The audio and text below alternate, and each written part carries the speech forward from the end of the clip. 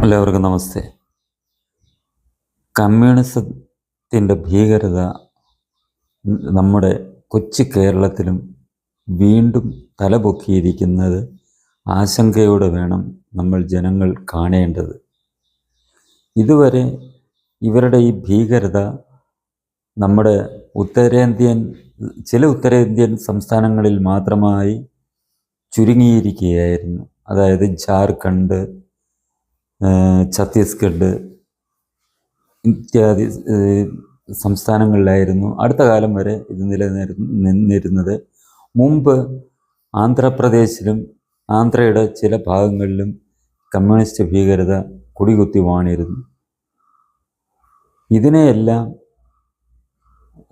അടിച്ചമർത്തുകയും ഈ അടുത്ത സമയത്ത് നമ്മുടെ ഇപ്പം നിലവിലുള്ള കേന്ദ്ര സർക്കാർ കമ്മ്യൂണിസ്റ്റ് ഭീകരതയെ നമ്മുടെ രാജ്യത്ത് നിന്ന് തുടച്ചു നീക്കും എന്നുള്ള ആ ലക്ഷ്യത്തോടെയും ആ ഒരു നിശ്ചയദാർഢ്യത്തോടെയും ഉള്ള ആ ഒരു പ്രവർത്തനം കാരണം ഉത്തരേന്ത്യൻ സംസ്ഥാനങ്ങളിലെ കമ്മ്യൂണിസ്റ്റ് ഭീകരത ഏകദേശം അവസാനിച്ചിരിക്കുകയാണ്. പക്ഷേ അത് നമ്മുടെ കേരളത്തിൽ ഇപ്പോൾ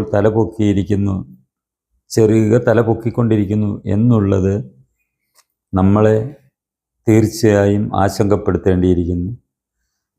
നമ്മൾ തന്നെ വായിച്ചിട്ടുള്ളതാണ്, ദൃശ്യമാധ്യമങ്ങളിൽ കണ്ടിട്ടുള്ളതാണ്.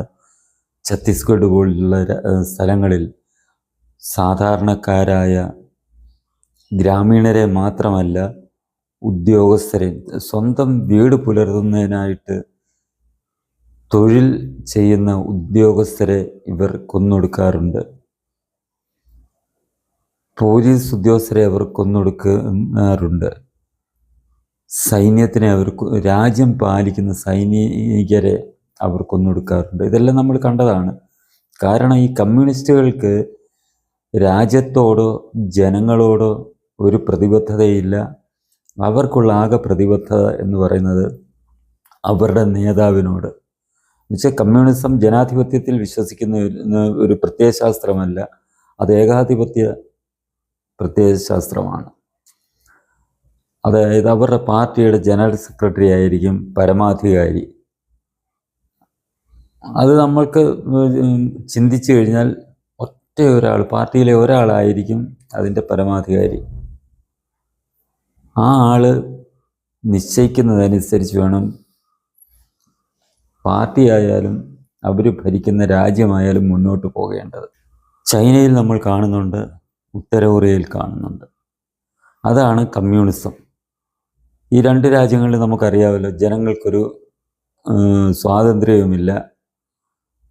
ഇച്ഛ തെറ്റിയാൽ, ആ ഭരണാധികാരികൾക്ക് ഇച്ഛ തെറ്റിയാൽ അവരെ അപ്പോഴേ കൊന്നു തള്ളുമെന്നുള്ള കാര്യം നമ്മൾ കണ്ടറിയുന്നതാണ്.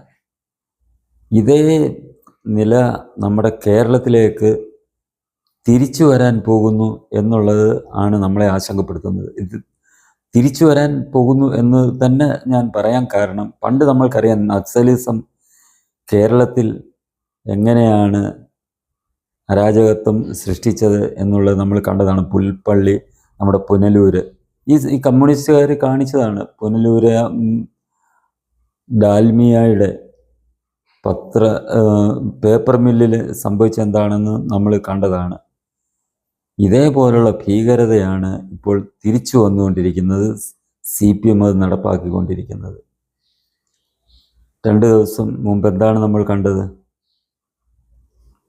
അഴിമതി കാണിച്ച ഒരു സ്ത്രീയെ ചോദ്യം ചെയ്യാൻ വേണ്ടി അവരുടെ വീട്ടിലെത്തിയപ്പോൾ അത് മറ്റാരുമല്ല, മുൻ മുഖ്യമന്ത്രി, CPMൻ്റെ വലിയ നേതാവ്, CPM എന്ന് പറയുന്ന പാർട്ടിയെ മൊത്തത്തിൽ നിയന്ത്രിക്കുന്ന നേതാവിൻ്റെ മകളാണ് ആ സ്ത്രീ.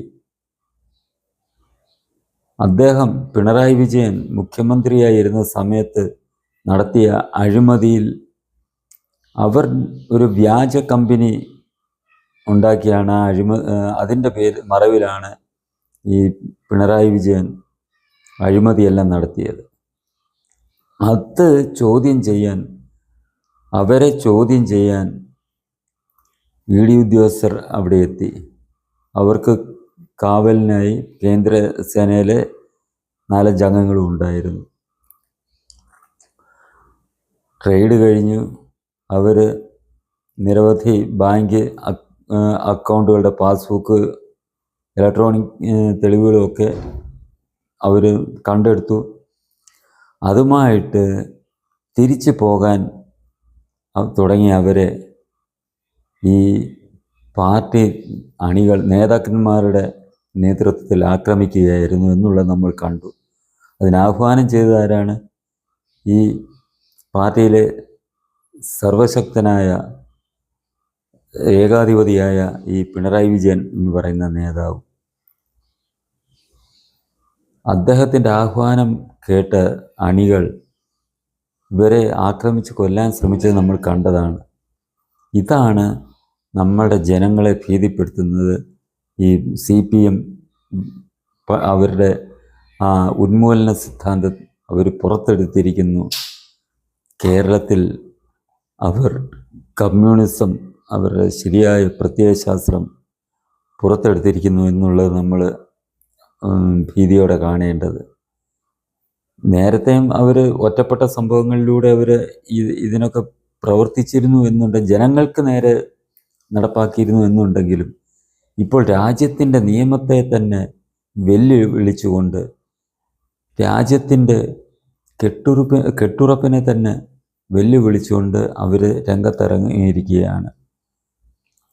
അവർക്ക് ജനാധിപത്യത്തിൽ വിശ്വാസമില്ല, പക്ഷേ അവരിപ്പോൾ ജനാധിപത്യ പ്രക്രിയയിൽ പങ്കെടുക്കുന്നു എന്നത് അവർക്ക് വിപ്ലവത്തിൽ കൂടി അധികാരത്തിൽ വരാൻ കഴിയില്ല എന്നുള്ളത് പൂർണ്ണ ബോധ്യം ഉള്ളതുകൊണ്ടാണ് അവർ ജനാധിപത്യ പ്രക്രിയയിൽ പങ്കെടുക്കുന്നത്. അങ്ങനെ അധികാരം കിട്ടിയാൽ അവർ ഈ രാജ്യത്തെ ഏത് രീതിയിലാക്കി എടുക്കും എന്നുള്ളത് നമുക്ക് കാണിച്ചു തരുന്നതാണ് ഇപ്പോൾ കഴിഞ്ഞ ദിവസം കണ്ടത്. അതുകൂടാതെ ഇവരുടെ പാർട്ടിയുടെ ഒരു ജില്ലാ നേതാവ്, പാലക്കാട് ജില്ലാ സെക്രട്ടറി ആണെന്ന് തോന്നുന്നു, ഒരു സുരേഷ് ബാബുവോ മറ്റോ ഒരു യോഗത്തിൽ പറഞ്ഞത് നമ്മൾ കേട്ടതാണ്. അവർ അക്രമം കാണിച്ചാൽ, അവർ തെറ്റ് കാണിച്ചാൽ, അവർക്ക് നേരെ നടപടിയെടുത്താൽ നിൻ്റെയൊക്കെ നെഞ്ചത്ത് കയറി ഞങ്ങൾ മെതിക്കുമെട എന്നാണ് ഒരു SHOയ്ക്ക് നേരെ ഭീഷണി മുഴക്കിയിരിക്കുന്നത്. അതായത് അവരക്രമം കാണിച്ചാൽ അവർക്കെതിരെ നടപടിയെടുക്കുക. ഇതിനുള്ള ഉദാഹരണം അയാൾ പറയുന്നത്, ആ ജില്ലാ സെക്രട്ടറി പറയുന്നത് ED ഉദ്യോഗസ്ഥർക്ക് നേരെ അവർ കാണിച്ച അക്രമമാണ്, അവരെ കൊല്ലാൻ ശ്രമിച്ചതാണ് ഉദാഹരണമായിട്ട് അയാൾ ചൂണ്ടിക്കാട്ടിയിരിക്കുന്നത്.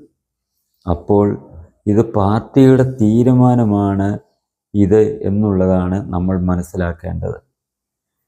അക്രമം കാണിക്കാൻ, ഞങ്ങൾ എവിടെയും അക്രമം കാണിക്കാനാണ് തീരുമാനിച്ചിരിക്കുന്നത്, ഏതറ്റം വരെയും അക്രമത്തിലൂടെ ഞങ്ങൾ മുന്നോട്ട് പോകും, അതാണ് ഞങ്ങളുടെ തീരുമാനം എന്നാണ് ആ പറഞ്ഞ നേതാവിൻ്റെ, അതും പ്രധാന നേതാവാണ്, ചെറിയ പ്രാദേശിക നേതാവാണെങ്കിലും നമുക്ക് മനസ്സിലാക്കാമായിരുന്നു ഇതൊരു പ്രധാന നേതാവ് പരസ്യമായി വിളിച്ചു പറഞ്ഞിരിക്കുന്നത്.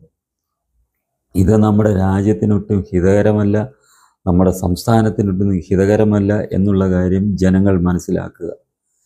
ഇവർ അധികാരം നഷ്ടപ്പെട്ടതോടുകൂടി ഇവർ ജനങ്ങളെ മൊത്തത്തിൽ അവർ ദ്രോഹിച്ചുകൊണ്ടിരിക്കുന്ന നടപടിയാണ് ഇതിൽ കൂടി സ്വീകരിച്ചിരിക്കുന്നത്. ഇത് വളർന്നു വരുന്ന ചെറുപ്പക്കാരുടെ മാതാപിതാക്കളാണ് ഇത് മനസ്സിലാക്കേണ്ടത്. കാരണം അവർ പലവിധ പ്രതീക്ഷകളോടെയും മക്കളെ വളർത്തി വരികയാണ്. ഈ ഒരു ഭീകര സംഘത്തിൻ്റെ കെണിയിൽ പെട്ടുകഴിഞ്ഞാൽ അവർ ചെറുപ്പത്തിലെ അവരുടെ ഈ കുട്ടികളുടെ തലച്ചോറിൽ കുത്തിവെക്കുന്നത് എന്താണ്? രാഷ്ട്രവിരുദ്ധതയും ഈ ഉന്മൂലന സിദ്ധാന്തവും ഉൾപ്പെടുന്ന കമ്മ്യൂണിസവുമാണ് കുട്ടികളുടെ തലയിൽ കുത്തിവയ്ക്കുന്നത്. അങ്ങനെ വളർന്നു വരുന്ന ആ തലമുറയ്ക്ക് ഒരിക്കലും രാജ്യത്തോടൊരു സ്നേഹമോ അക്രമത്തോടുള്ള ഒരു വൈമുഖ്യമോ ഉണ്ടാവുകയില്ല. കാരണം ഉന്മൂലന സിദ്ധാന്തം, കമ്മ്യൂണിസ്റ്റ് സിദ്ധാന്തം എന്ന് പറയുന്നത്, കമ്മ്യൂണിസ്റ്റ് പ്രത്യയശാസ്ത്രം എന്ന് പറയുന്നത് ഉന്മൂലനമാണ്. അതാണ് ചെറുപ്പത്തിലെ കുട്ടികളുടെ തലയിൽ കുത്തിവയ്ക്കുന്നത്. അവർ വളർന്നു വരുമ്പോൾ ഇപ്പോൾ നമ്മൾ കഴിഞ്ഞ ദിവസം കണ്ടതുപോലെയുള്ള ആ ഒരു അക്രമമാണ് നമ്മുടെ സമൂഹത്തിൽ അവർ പുറത്തെടുക്കാൻ പോകുന്നത് എന്നുള്ളത് മനസ്സിലാക്കി തങ്ങളുടെ മക്കൾ ഇങ്ങനെ ഒരു ഭീകരതയിലേക്ക് എത്തിപ്പെടാതിരിക്കാൻ ശ്രദ്ധിക്കേണ്ടത് മാതാപിതാക്കളുടെ കടമയാണ് എന്നുള്ള കാര്യം മറക്കാതിരിക്കുക. പിന്നീട് നമ്മൾ ദുഃഖിച്ചിട്ട് കഥയില്ല. ഇപ്പോൾ തന്നെ EDയെ ആക്രമിച്ച 10-18 പേരെ അറസ്റ്റ് ചെയ്തു. അവരിനി വെളിച്ചം കാണാൻ പോകുന്നില്ല എന്നുള്ളതാണ് വരുന്ന റിപ്പോർട്ടുകൾ. നേരത്തെ ഇതുപോലെ EDയെ ആക്രമിച്ച സംഭവം ഉണ്ടായിട്ടുണ്ട്. നമ്മുടെ കേരളത്തിൽ പോപ്പുലർ ഫ്രണ്ടിൻ്റെ നേതാക്കൾ, അവരുടെ അവസ്ഥ എന്താണെന്ന് നമ്മൾ ചിന്തിച്ചു നോക്കുക.